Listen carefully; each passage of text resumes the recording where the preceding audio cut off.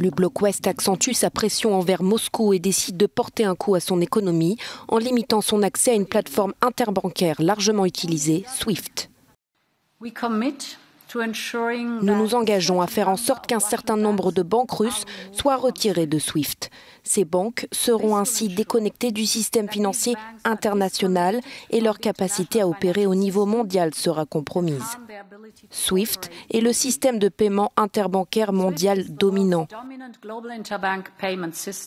Empêcher ces banques d'y avoir accès entravera leur capacité à effectuer la plupart de leurs transactions financières dans le monde entier et bloquera effectivement les exportations et les importations russes.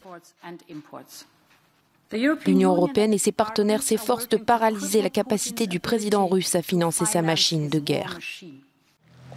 Les Occidentaux ont également décidé de geler les actifs et les transactions de la Banque centrale russe. Ces sanctions impacteront les avoirs des oligarques russes, parmi lesquels des proches du président Vladimir Poutine. La liste des banques concernées par la mesure SWIFT n'a pas encore été révélée, mais cette dernière a souvent été décrite comme une arme fatale contre le pouvoir russe, notamment par le président ukrainien. Nous avons cette victoire importante. Il y a une décision juste de couper la Russie du système de paiement international SWIFT.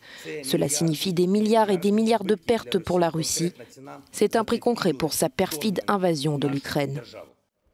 Plusieurs pays ont aussi annoncé la livraison de nombreuses armes à Kiev, dont l'Allemagne, souvent critiquée pour sa frilosité à agir.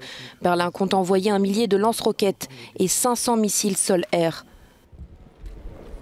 Enfin, jusqu'à 9 pays de l'Union européenne ont interdit leur espace aérien aux avions russes, dont la Pologne, la Roumanie et l'Allemagne.